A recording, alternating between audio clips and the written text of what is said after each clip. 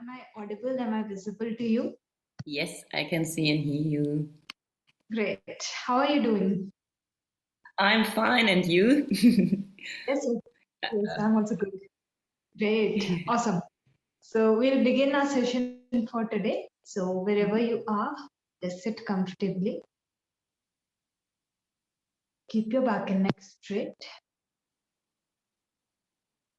And when you feel ready, very gently close your eyes.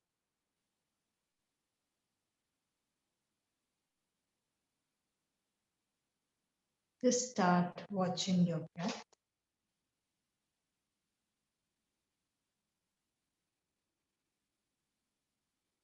Watch the natural flow of your breathing as you inhale and as you exhale.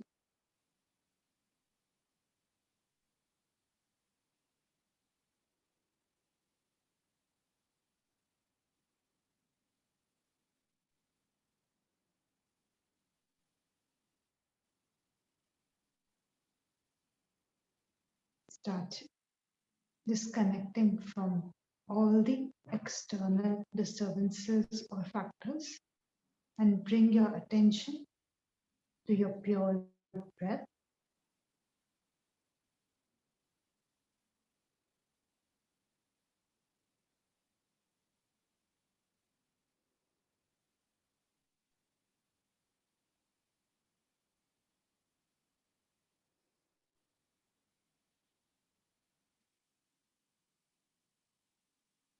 Now gently shift your attention to your body. Become aware of your posture. Check your alignment and see if you need to make any adjustment.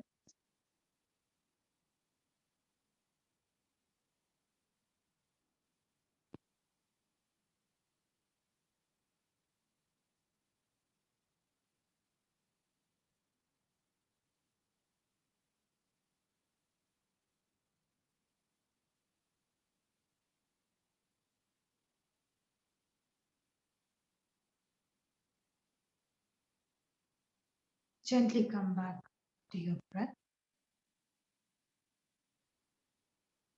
And now begin to consciously deepen the breathing, going into the practice of Puraka and Vichaka.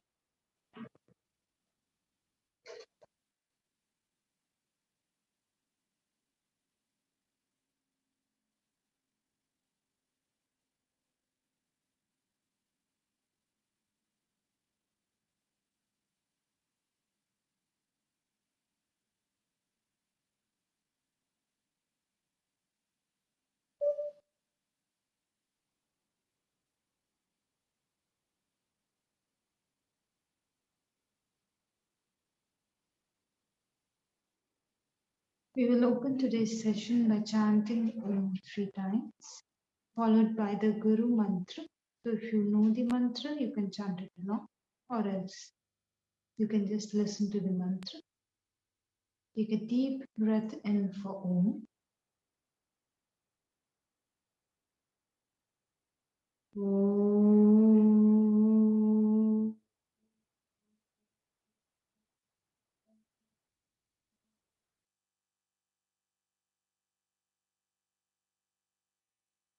Om.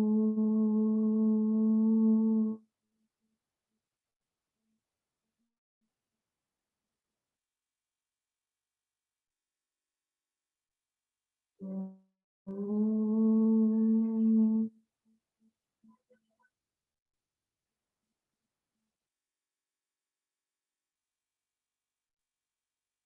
Guru Brahma Guru Vishnu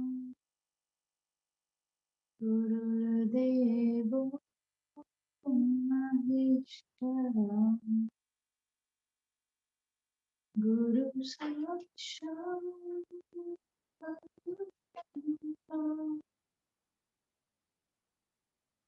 Tasmai Shri Gurave Namah Tasmai Shri Gurave Namah Tasmai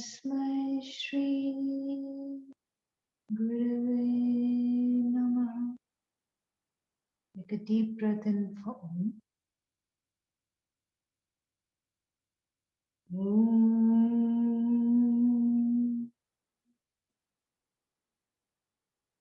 Shanti. Shanti. Shanti.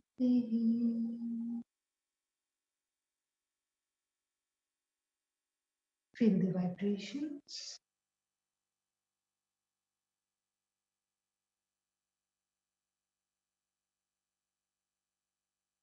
Join both your palms together and begin to rub both your palms.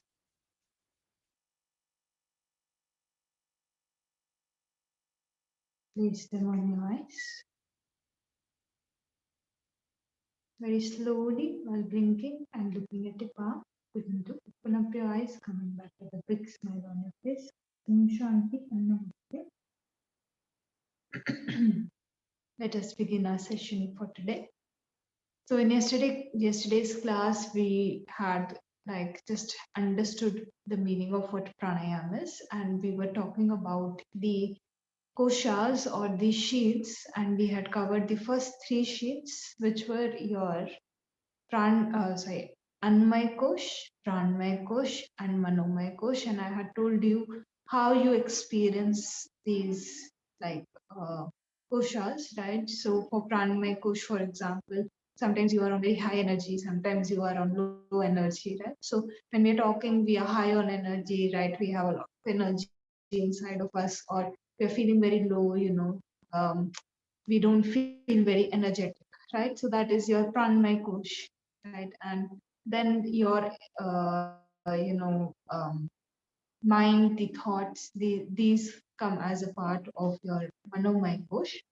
And finally, we have come down to the last two koshas. So you can draw another circle inside the first three circles, and you can label it as Vigyanmay Kosh.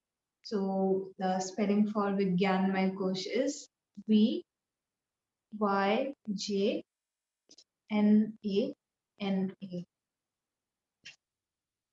MAYA Vigyanmay Kosh, KOSHA. So this is in bracket, you can write down, this is your intellectual body, right? So, the mind, it is connected to the external world and it is taking all of the information to the internal world. And then there is this portion within us which gives a judgment on something, and that is the intellect. The intellect will tell you if this is right or this is wrong, right? And this is like that deep inner voice that you find so hard to connect with as well, right? So this is the voice which is really, the right decision for you, or maybe what you want to do, the right choice for you. So Vigyanmay Kosh is the intellectual layer. And as you can see, it is pretty subtle, it is pretty deep. So when you are going to take certain decisions in your life, then you know how you want to just clear your mind, you want to be a little bit like in a calm place, and then you want to decide, or if it's something very crucial, you want that space, that time to make a call, right, on something. So it is because this is very, very subtle. Again, it shows up in a very subtle manner. So Vigyanmay Kosh is again very hard to get a tap of. But through yogic practices, through the constant cleansing, you will reach to a stage where you are able to connect with this thing, right? So this is your fourth sheet. And then the fifth sheet, so you can draw a very small circle inside all the previous four circles and label it as Anandmay Kosh, ANANDAMAYA.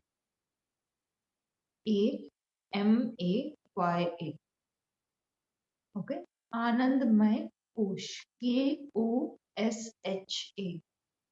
So I'll spell this one more. Anandmay Kosh, ANANDAMAYA. Okay, Anandmay Kosh.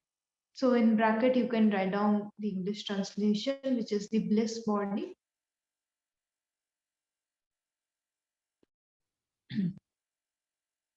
So the term Anand literally translates to bliss only, right? So this is your bliss body, and this bliss body, it you get a glimpse of it when you go into deep sleep, right? So if you know a little bit about sleep, you will know this thing that sleep, its quality is judged on the basis of how long you have been in deep sleep, right? So in deep sleep, you get the uh, appropriate and the right amount of rest that you need, right? So this is one state that we experience when we are in our deep sleep, and hence and when you have a good deep sleep and you wake up, right? So you feel very fresh and you feel very light and you feel very blissful. You can only, the term bliss only comes to my mind when I've described that. So sometimes your sleep will be very blissful, right? So means you have stayed in this like state, in the state of deep sleep for the apt amount of time. And this when you are in contact with this sheath, you are very blissful. Hence when you wake up, you carry forward that feeling with you, right? So this state is actually very close to the actual nature of who we are. Okay? And that is why it is called the bliss or Anandmay Kosh, because it is the layer which is the closest, right? And in between you can write down, it's your individual consciousness, you can say this thing. If you believe in the concept of soul, you can write that down. So after pass all of these layers, there is this energy which is giving you life, right? So also called the soul, if you believe in it, right? So the soul has certain pure qualities, and the closer a sheath is to this pure energy, the more of it captures and radiates, right? So you can see, like, our physical body, it is the farthest away, so we are not really in touch with that energy, right?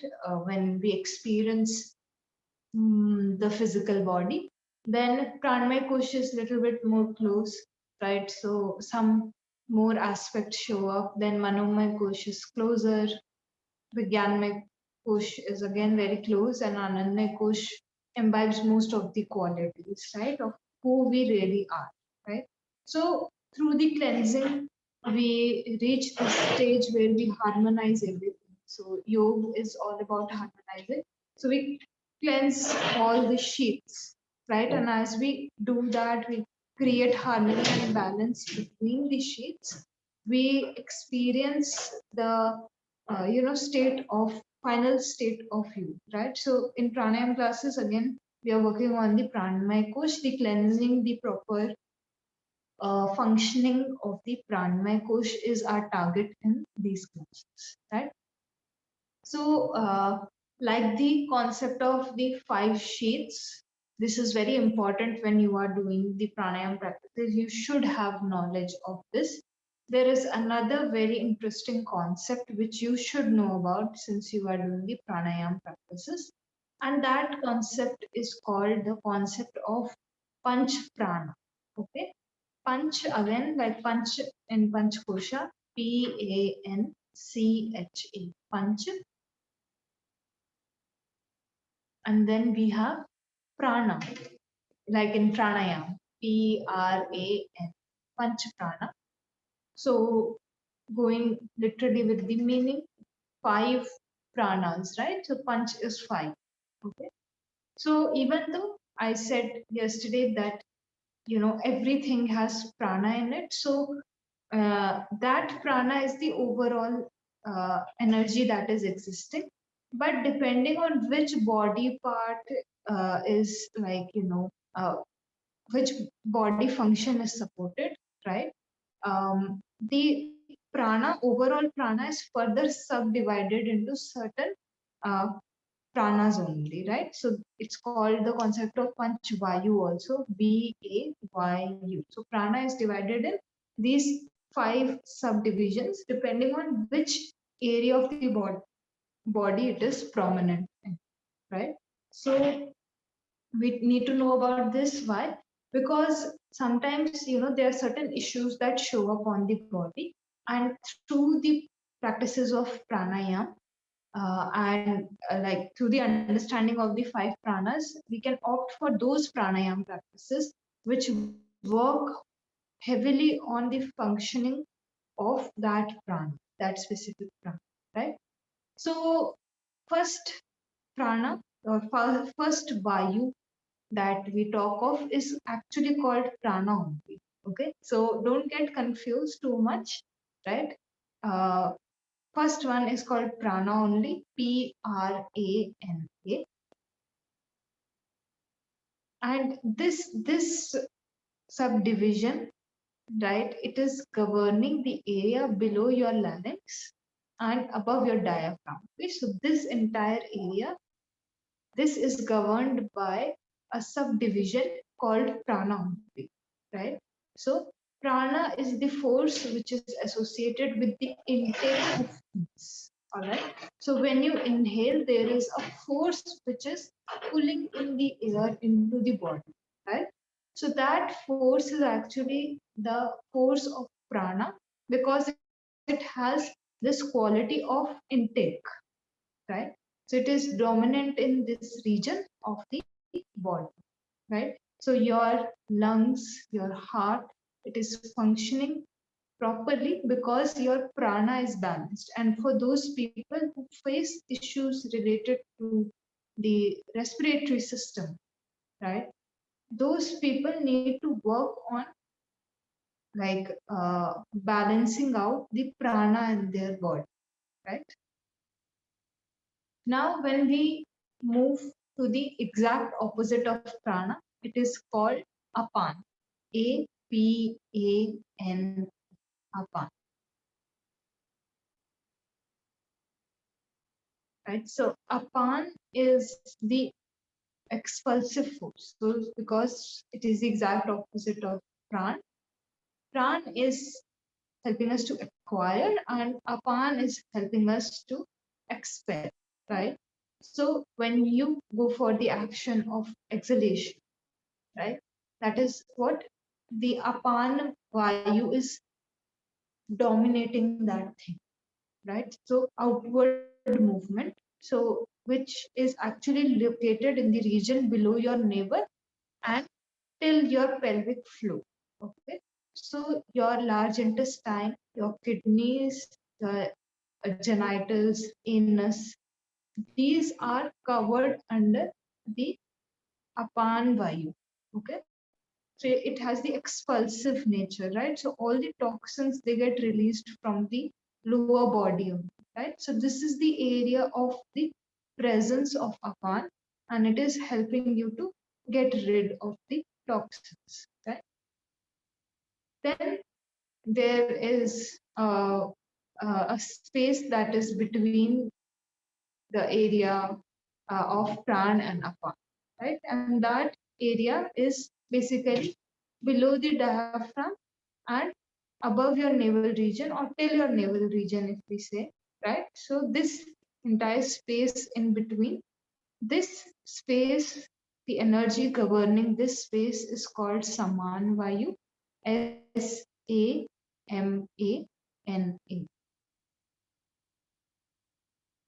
Saman Vayu, right? VAYU. So Saman Vayu is basically just existing between these two opposite forces, right? And this is the most important out of all when it comes to even yogic practices. Why? Because this is, in yoga and Ayurveda also, digestion is considered to be the main thing, right? Even in yoga, the uh, digestion, the this breakdown of food, it is considered to be very, very essential. And the Saman Vayu is managing this. So if somebody is having issues related to the stomach, right? Any kind of suppose acidity, or you can say indigestion, these kinds of issues, they are showing because there is an imbalance in the Saman Vayu, right? So Saman Vayu is covering the functioning of your stomach, liver, pancreas, your small intestine. So you can see all the breakdown of the food. Everything is taking place in this area only. So if somebody has issues of stomach, then you work on the practices which will increase the Saman Vayu for that person. All right. Now, the remaining of the body, the last two Vayus they cover, right? So the next one, which is very important for us, is called Udan Vayu. UDAN. Udan Vayu. VAYU.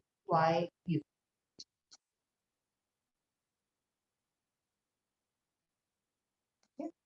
So Udan is present in the area above the larynx till your head, and then all four of your limbs, their coordination, their proper movement, that is actually governed by the presence of Udan Vayu, right? So your entire face is getting covered. So eyesight, somebody is having eyesight issues, somebody is having, any kind of hearing issue, right? Means that you have to work on pranayam practices, which are going to, um, work on increasing the Udan Vayu, right? So the eye blinking, all of this is happening by because of the presence of Udan Vayu, right? So my limbs, they are quite coordinated when I'm teaching. If my hands are moving in a certain way, there is coordination, right? So similarly goes with my legs, right?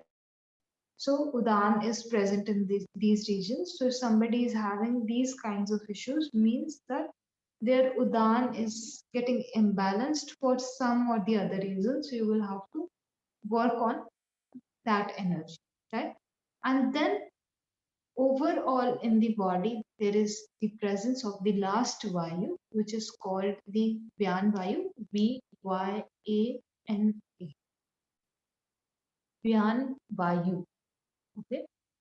So Vyan is present throughout your body. So this energy is basically like, if you look at functions like circulation, right? So blood is getting circulated throughout your body. So there is something which is driving that circulation, and that is actually your Vyan Vayu.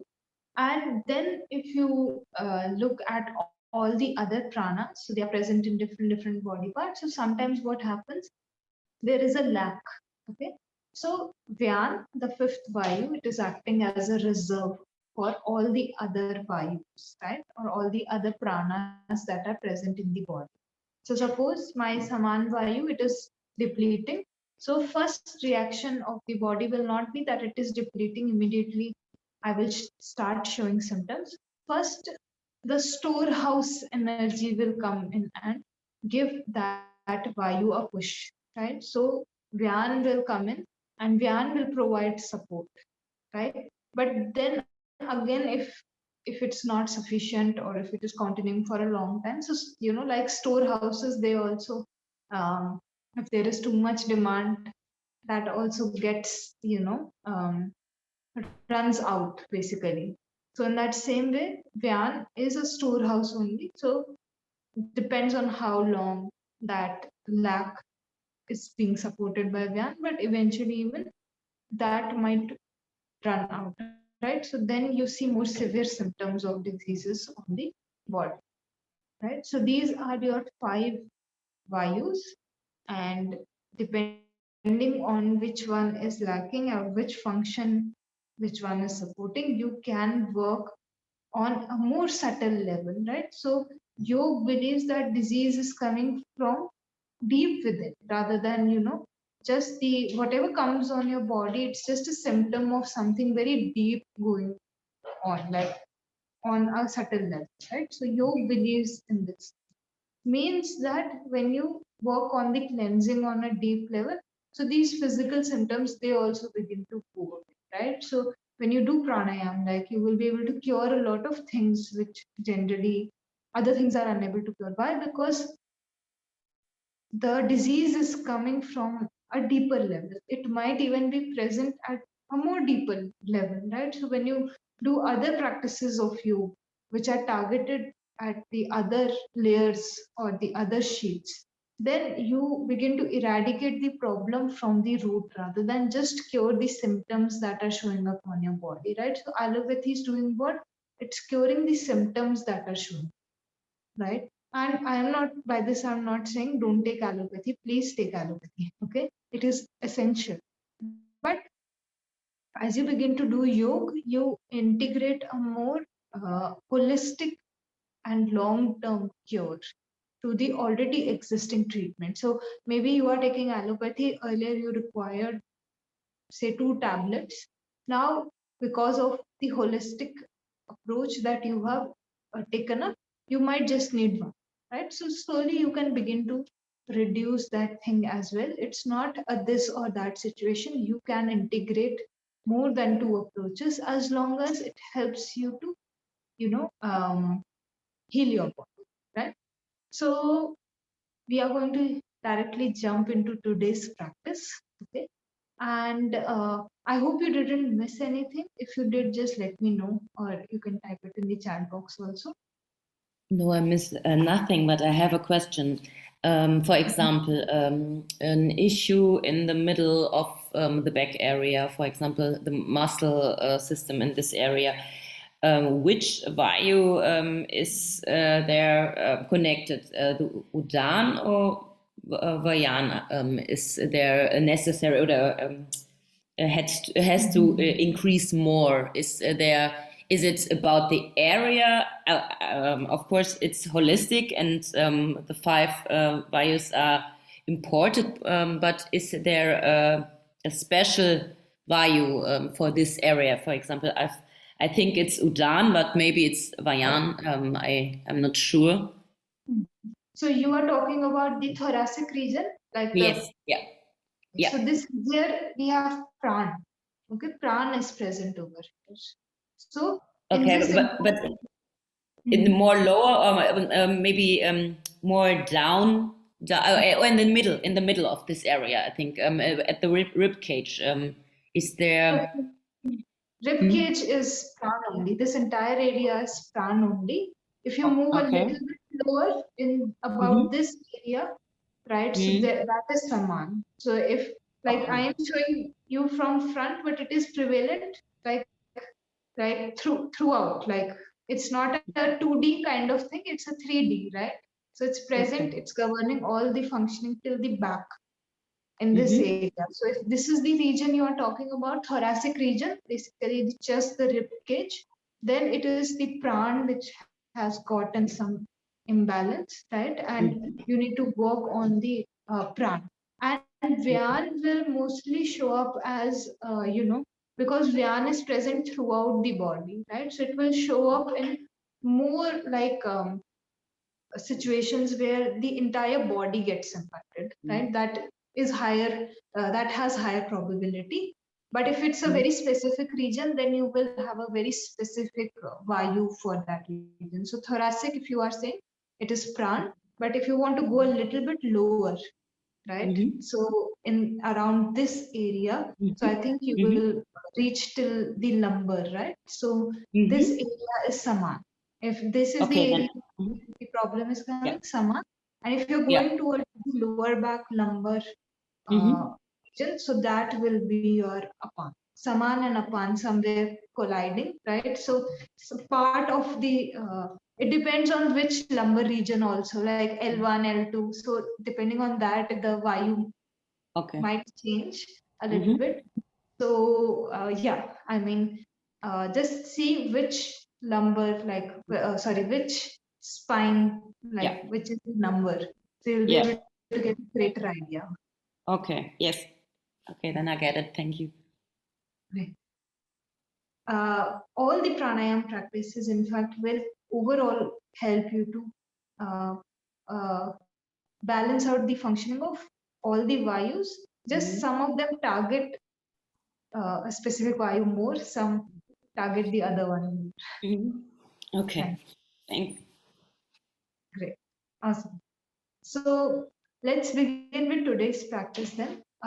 Today's practice is about just becoming aware of your respiration, right? And this practice is actually a pre-practice for pranayama. So I will take 1 or 2 minutes talking about the pre-practices of pranayama. Pre-practices are from the foundations of pranayama, right? So the better you get at the pre-practices, the better you will be able to do pranayama. So most people, they run after pranayama practices. They want to do pranayama, but they are not ready. They have not corrected their breathing pattern. They have not corrected their posture, and hence when they do pranayama, it sometimes doesn't work for them, right? So if you keep your eye focused on the pranayama practices, you will get faster results from your pranayama as well, right? So I would say that keep all of your focus and attention on the pre-practices only, because as beginners, it is very important that you breathe properly. So today's practice, like for the upcoming few classes also, we are going to only do certain pre-practices. Okay. So those pre-practices are going to be the most essential for you. So if every day you are taking out time for pranayama, just make sure you first take out some time for the pre-practice. You cannot directly sit for pranayama, right? So today's practice is called natural breathing.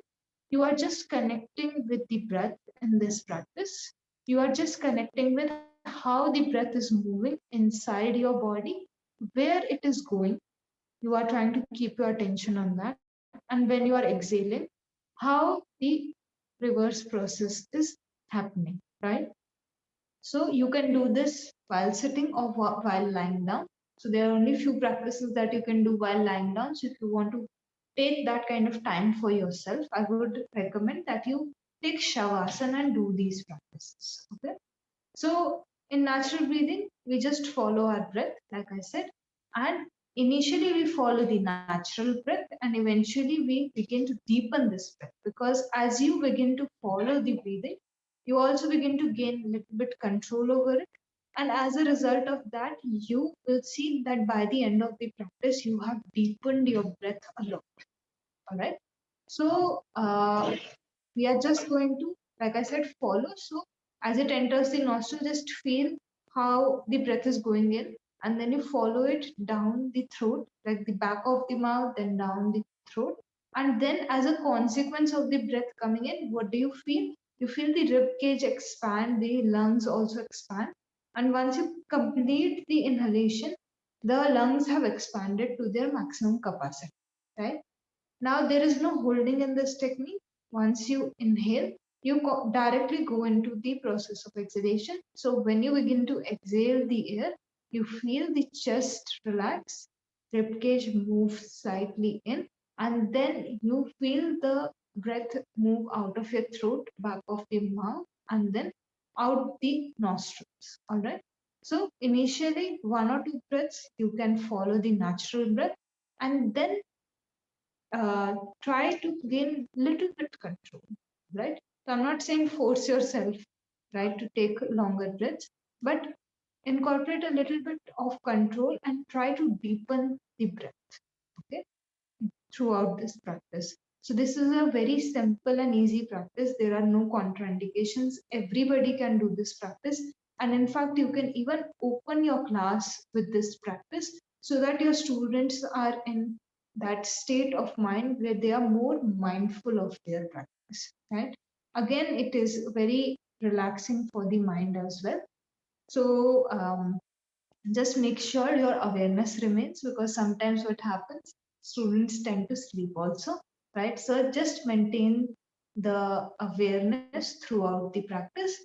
And another thing that will happen when you will go for this practice is that you are unable to keep your mind as the breath is going in and as the breath is coming out. So you have to make a conscious effort to bring the mind again and again, back to this breathing process, right? So It's not as if your mind will immediately absorb itself into the practice. If it does, it is great. But if it doesn't, make the conscious effort, right? And bring it back to wherever you are in your breathing process. Okay. So, are there any questions or doubts related to the technique? No, everything is clear. Great. So we'll just practice for the remaining of the time. So if you feel the need, you can lie down on your mat. You can, if you are choosing Shavasana, just keep both the legs slightly apart. Your feet will fall out in a very relaxed manner. Your entire spine should be straight, means that you will not tilt the neck. Your neck should be straight when you lie down, and hand should be comfortably away from the body so that your neck and shoulders can relax. And you can gently close your eyes. If you choose to sit, just make sure you are sitting comfortably. You don't have to change your posture many times. Whatever pose you have chosen, it should be that stable and comfortable for you. Back and neck will remain straight. And as you begin to, set yourself for the practice, gently close your eyes.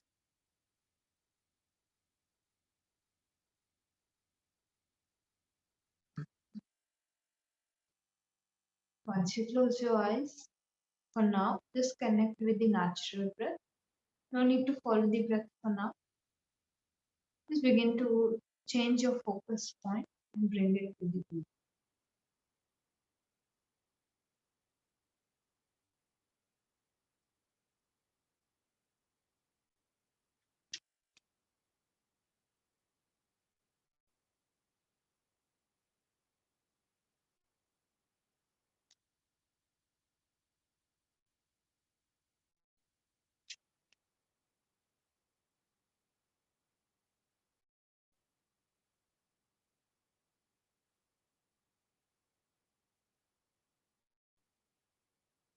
As you begin to connect with your breath, you will see that already your mind is more relaxed and stable.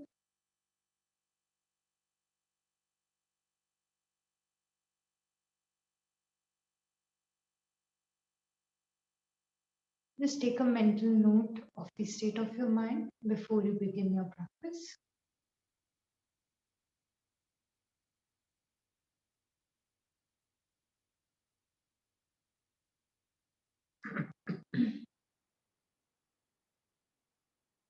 And now, take a few moments. If you feel there is any kind of stress in the body, just release that stress, the tightening of those muscles, just relax the entire body.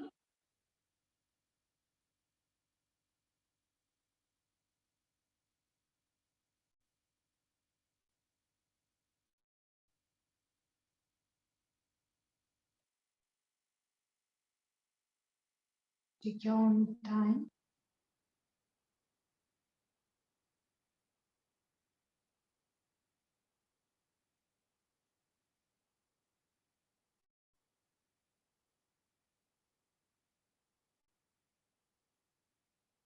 Now we will begin to follow our breath. So after your next exhalation, with the inhalation, just start following the breath. As you inhale, feel the breath, touch the nostrils, and then go up and inside, moving down until you reach the back of your mouth, and then your throat region. Feel that breath into the throat, and feel the expansion in your chest. Try to open up your chest as much as possible and just take in the breath. And once you finish the inhalation, begin to exhale, relax the chest. Feel the air move out of your throat region, then the back of the mouth. Now out of both the nostrils. And then Repeat this same process again and again.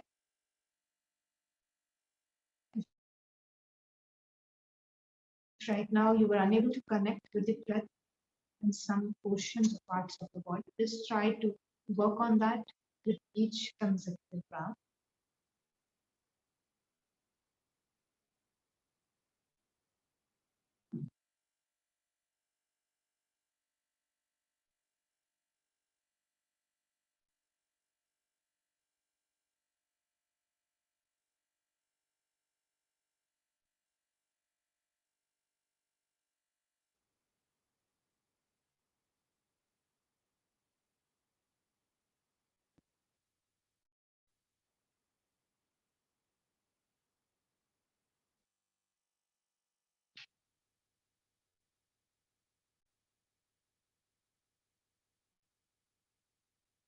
Keep following the breath as it moves into your body and moves out of your body.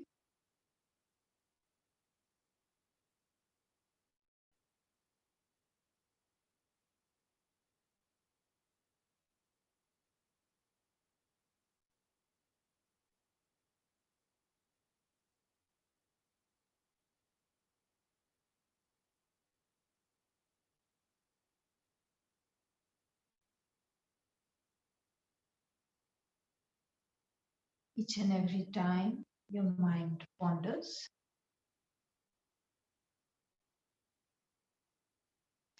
very gently, with a lot of love, bring it back to the breathing and start following the breath again.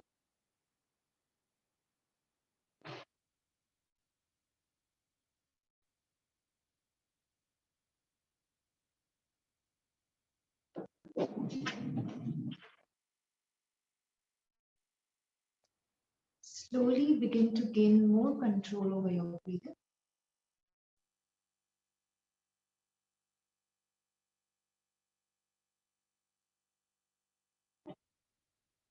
Now, each inhalation and each exhalation is slightly more controlled.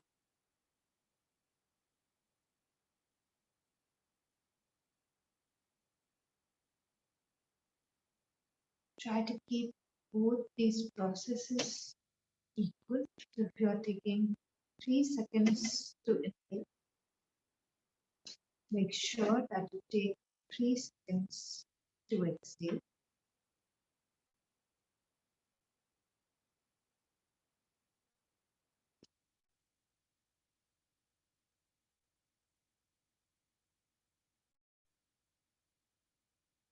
Try to expand your chest as much as possible without causing any undue strain.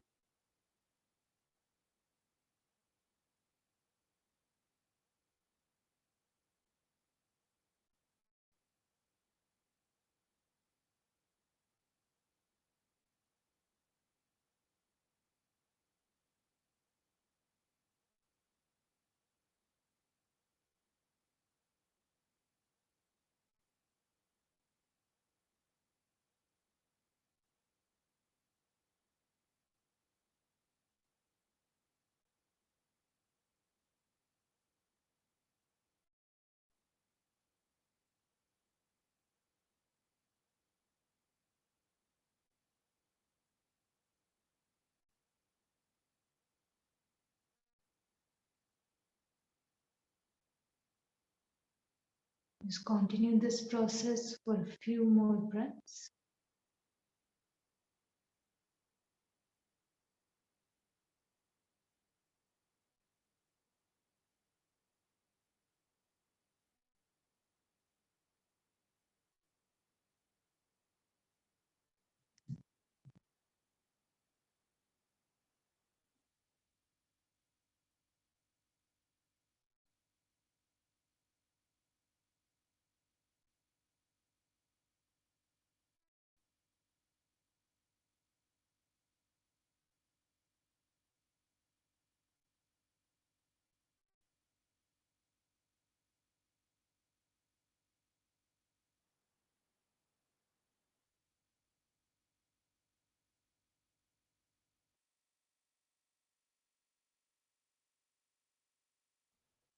And after your next exhalation, slowly suspend your practice.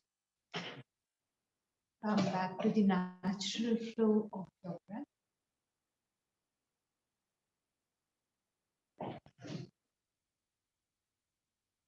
Observe the changes and the difference after a few rounds of natural breathing.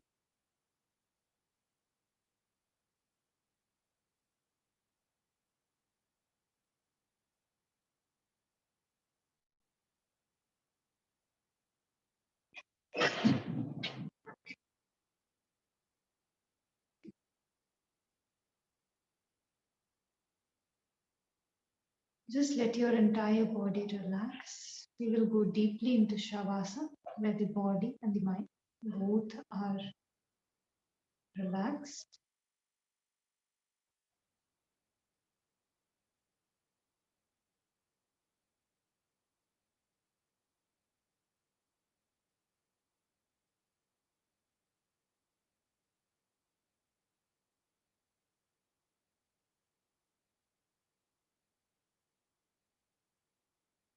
Leave the body loose and leave your mind loose.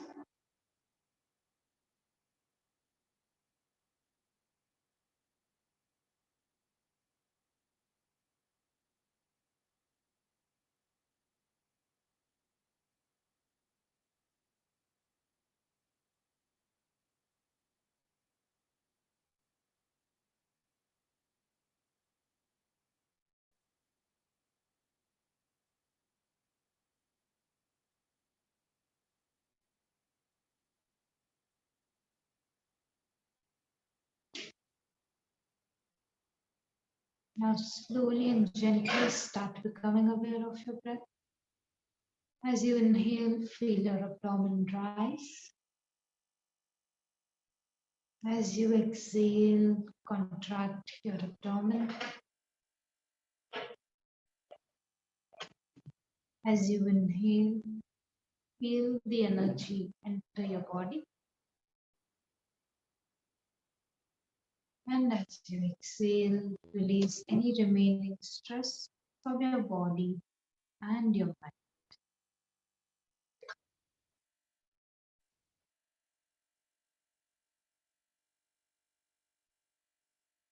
Become aware of your body. Very slowly and gently move your fingers, move your toes.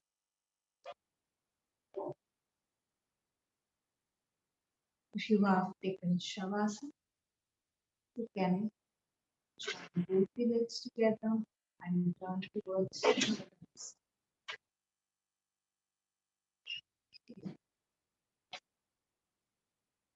With the support of your right hand, you can lift your body up and come to any sitting posture. If you were already in a sitting posture, just make sure your back and neck are straight.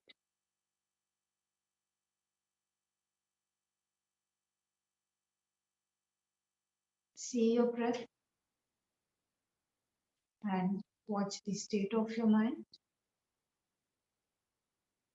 See how it has changed after the practice of natural breathing.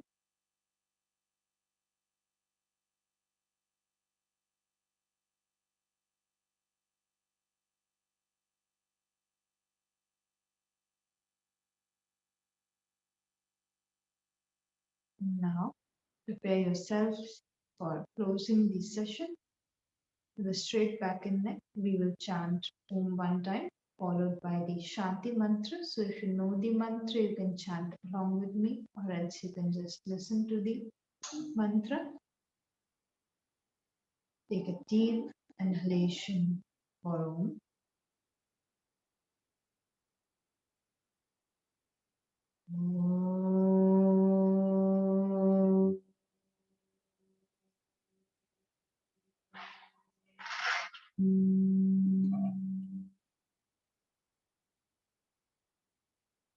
Sarve bhavantu sukhinaः.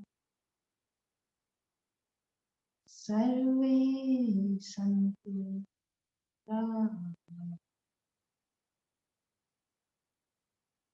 sarve bhadrani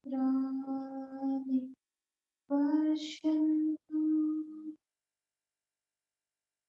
ma kaschit dukhabhag ma kaschit dukhabhag. Take a deep breath in for Om. Om.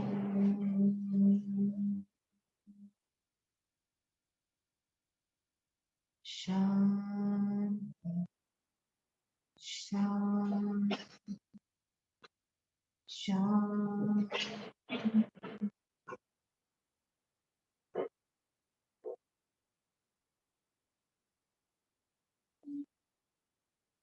So observe breathing.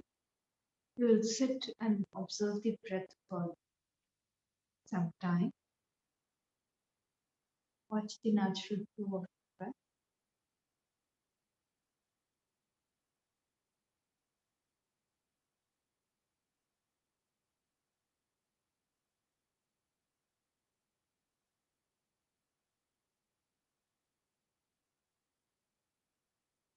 Making no changes, no variation.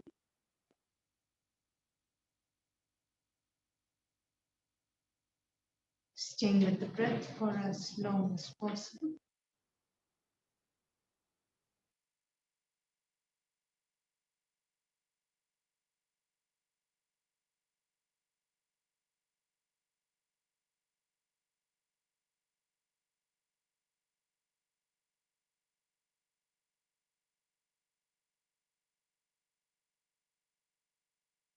Slowly join your hands in front of your chest and gently bow down.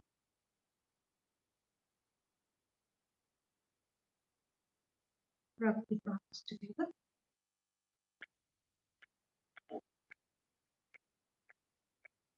Place them on your eyes. We'll do this 2 more times. Rub your palms together. Place them on your eyes. And last time, rub the palms together.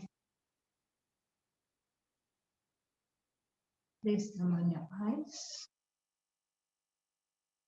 Very slowly, while blinking and looking at the palms, open up the eyes, coming back with a big smile on your face. Om Shanti. Namaste. Any doubts, any queries, anything you want to share about your practice, any difficulties? No, thank you. It was very Or interesting. great. Yes. Yeah, Everything. very different practice. This Mm. one is very different Mm. from the other practices. And Mm. great. I'm glad you were able to do the practice. And tomorrow we will go into other pre-practices. So I will see you tomorrow. Be ready. We are going to explore pranayama and all its aspects, different aspects. So take care, and I will see you tomorrow. Yes. Thanks a lot. See you. Bye. See you. Bye bye.